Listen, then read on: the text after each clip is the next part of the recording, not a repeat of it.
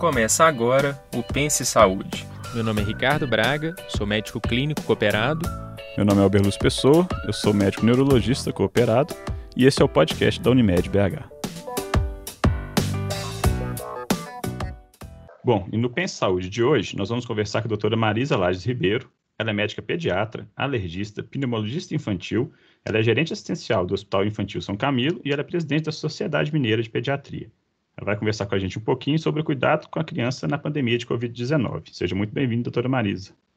Muito obrigada, o prazer é meu. Bom, acho que uma primeira dúvida para a gente pensar assim é realmente a dúvida das crianças, a curiosidade natural que elas têm com a questão do coronavírus, da pandemia. Como é que a senhora orienta os pais a abordar isso com eles? É ser direto, explicar, ser bem transparente sobre o que está acontecendo ou como que vai falar com elas?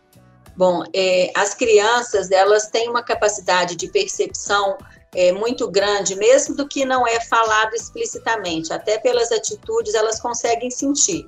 Então, o melhor é você falar de forma simples, sem entrar em muito detalhe, sem trazer muitas consequências, mas clarear para ela entender, nós estamos passando por um momento diferente, agora alguns comportamentos estão sendo necessários em função de uma doença que passa de uma pessoa para outra. Essa doença normalmente ela é transmitida através da respiração, através do contato de uma pessoa com outra, então por isso é importante que a gente lave mais as mãos, que não fique colocando a mão na boca, que tenha cuidado de passar álcool, de lavar bem os alimentos quando eles estiverem chegando.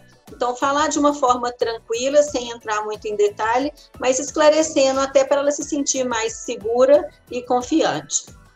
Entendi. Realmente é uma situação muito nova, né, que mudou muito a rotina de todo mundo, tanto dos adultos quanto das crianças. E como que a gente vai tentar lidar, então, com isso, por exemplo, em relação da novidade do ensino à distância, ou então a criança que vai ficar entediada, fica o dia inteiro em casa sem ter muito o que fazer, como que a gente vai trabalhar isso? É importante a família e os cuidadores reconhecerem que o problema existe, entender e colocar para a criança nomeando mesmo, né? Eu entendo que você pode estar chateado, realmente é difícil, é diferente, mas quem sabe a gente não consegue aproveitar de uma outra forma. Então, assim, é validar o que está acontecendo, validar os sentimentos que podem estar envolvidos, como muitas vezes as famílias estão dentro de casa, está sendo uma época super bacana da família cozinhar junto. Então, vai ao sacolão, compra lá, vão pegar cada alimento, cheirar, testar de forma diferente. Então, pega lá a cenoura, não tem problema, envolve a criança lá para lavar a cenoura, secar. Hoje nós vamos fazer crua, vamos fazer cortada em rodela, vamos fazer cortada em tira, vamos fazer refogada no vapor, vamos fazer no azeite. Então, acho que é envolver, né, as crianças no dia a dia, não só no preparo dos alimentos, nós estamos falando aqui da alimentação saudável, mas também nas rotinas de casa, né? Pode ajudar a passar pano úmido, pode ajudar a lavar uma vasilha, envolver nas rotinas do dia a dia. Buscar uma forma de levar num entendimento mais positivo e quem sabe a gente pode aproveitar o momento para fazer outras coisas. Quando estava de outra forma tinha uma vantagem, mas tem uma desvantagem também. Agora a gente está mais perto, né? Os pais muitas vezes estão ficando mais dentro de casa, então outras atividades que antes a gente não podia fazer em função de tempo, talvez agora a gente possa. Então é mostrar o lado bom. Entendi, mas vai chegar no consultório do pediatra também os pais relatando alguns problemas com isso, né? Como que nós vamos orientar, por exemplo, um uso maior de smartphone, com muito tablet, ou então a criança em casa, mudança de comportamento da criança, como que o pediatra vai orientar melhor isso, assim? Essa questão das telas, ela é importante, sim. É claro que todo período de mudança a gente tem que ter uma certa flexibilidade, não é importante ser tão rígido, então pode ficar 30 minutos, então lá marcar no relógio 30 minutos, não. As coisas estão mais livres, elas estão mais maleáveis, é importante entender para cada criança o momento que ela está vivendo, mas é importante estabelecer rotina, é importante que a criança tenha as horas, então tem a hora de acordar, não é porque vai ficar em casa que vai ficar de pijama o tempo todo, então vão acordar, arrumar a cama, escovar o dente, trocar de roupa, tomar café, né? Então estabelecer rotinas e combinados mesmo. Tem o tempo da tela, tem o tempo da televisão, mas assim, quem sabe podemos na tela buscar coisas mais instrutivas ou aplicativos que podem ser interessantes, mas a questão do tempo, ela é importante, porque efetivamente a criança precisa de explorar a natureza, ela precisa de ter contato com plantas, com animais, com outras crianças. O fato dela ficar restrita a um ambiente intradomiciliar exclusivamente não é bom. Então, é importante com cuidado, é importante com as devidas precauções, mas é importante não ficar tão rígido assim, não. A criança, senão isso vai realmente impactar no desenvolvimento integral da criança, sabe?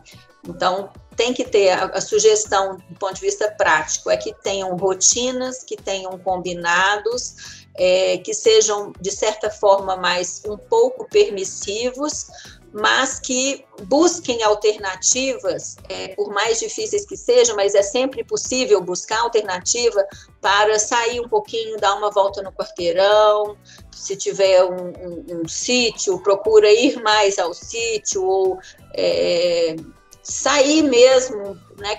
Quem tiver oportunidade de, às vezes, até de carro, sair um pouquinho dos arredores de Belo Horizonte, para ter esse contato com a natureza. É claro que cada família tem uma realidade própria, a gente não tem como generalizar, mas eu acho que é sempre possível buscar uma alternativa que favoreça esse contato com a natureza, porque não tem nada que substitui, não adianta, né, um pano de fundo, uma tela que vai substituir, não. Então, é difícil mesmo, mas a gente é criativo e acho que a gente vai conseguir. Às vezes até plantar dentro de casa, pegar uma sementinha, vamos lá plantar um feijão, vamos plantar uma laranja, vamos ver brotar, vamos ver germinar, vamos ver crescer. Então, mesmo dentro do ambiente de casa, a gente tem como explorar essas questões da natureza. Mas uma coisa interessante que a senhora falou foi a questão da rotina. Por exemplo, com relação a teleaulas, tem que manter um horário para a criança para estudar, para poder fazer aquilo, ou pode deixar isso mais permissivo, pode ser mais liberal? Não, eu acho que a rotina ela é importante, né? E criança tem que acordar cedo e dormir cedo. Isso daí existe um ciclo, né, de crescimento mesmo das crianças, que não adianta você dormir 12 horas durante o dia, é diferente de você dormir 12 horas durante a noite. Então, tem que ter o horário para deitar e tem que ter o horário para acordar.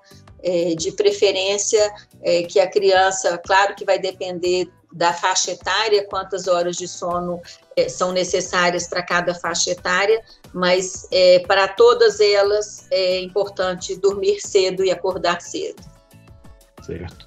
Uma outra preocupação que eu tenho também é com relação aos riscos da criança o tempo inteiro dentro de casa. Por exemplo, risco de acidentes, essas outras coisas. Como que nós vamos trabalhar isso para tentar evitar? Tem alguma indicação? Pois esses riscos, eles são importantes. Nós estávamos agora falando da questão de ajudar no preparo dos alimentos, e a cozinha é um dos locais mais perigosos para a criança, mas você tem como em cada momento, né, uma hora é a hora do preparo, a outra hora é a hora de ligar o fogo. A gente tem tido muita questão com o álcool também, porque como o álcool tá, né, todo mundo lavando as mãos, passando álcool nas mãos, fazendo higienização, tem tido muitos casos de queimadura, né? Então é importante manter numa distância, não dentro da cozinha, né? Primeira coisa, não colocar dentro da cozinha e ter cuidado mesmo. Aí não tem muita opção, é o cuidado no dia a dia. Uma outra coisa também, por exemplo, a questão dos idosos. A gente sabe que ele é uma população mais de risco, que a gente tem que ter cuidado redobrado no isolamento dos idosos. E como é que fica essa relação, às vezes, dos idosos com as crianças? Que a gente sabe muitas vezes quem cuida da criança na família é uma avó, é um avô. Tem alguma recomendação específica para essa interação, para a gente poder trabalhar com eles? Todo mundo precisa de relacionamento, né? E relacionamento, ele faz falta. Então, a tecnologia, ela pode nos ajudar. Claro que não vai substituir um abraço apertado, não vai substituir um beijo, um carinho, um contato físico, mas um telefonema, você saber que tem alguém que está se importando, que está querendo saber notícia, se possível, né, que esses encontros com as diversas plataformas que existem, elas são importantes mesmo. Mas não é a mesma coisa. Tá, não é a mesma coisa, mas é o que a gente tem para hoje, é melhor isso do que nada, né? Então a gente tem que ter essa capacidade de adaptação. Uma coisa interessante também que os trabalhos têm mostrado é que, proporcionalmente, as crianças transmitem menos do que os adultos. Então, a chance de uma criança doente passar para um idoso, no caso específico do Covid, parece, pelo que a literatura está colocando, parece que é menor, porque a gente via muito nos casos das gripes, dos resfriados, da criança ser uma fonte importante de transmissão para os adultos e idosos. No caso do Covid, não parece que é bem assim. Está cedo para a gente falar com veemência, mas parece que transmite menos. Mas, claro, vamos fazer as medidas de proteção, vamos lavar as mãos, fazer a proteção respiratória e o isolamento sempre que possível. É importante o acompanhamento médico regular e, principalmente, a imunização adequada, porque as vacinas, elas não podem ser atrasadas. Então, deve levar ao posto de saúde para vacinar ou, eventualmente, chamar para aplicação da vacina em casa, mas o calendário vacinal ele tem que estar adequado, inclusive a vacina da gripe também. Excelente, então. Muito obrigado, doutora Marisa. Foi um prazer conversar aqui um pouquinho com a senhora e esperamos aí, passada essa pandemia, a gente conversar de outros assuntos no futuro. Muito obrigado. Obrigada e foi um prazer. Até logo. E isso encerra o nosso Pense Saúde, o podcast da Unimed BH. A gente espera que você tenha gostado. Compartilhe com a família e os amigos. Até o próximo.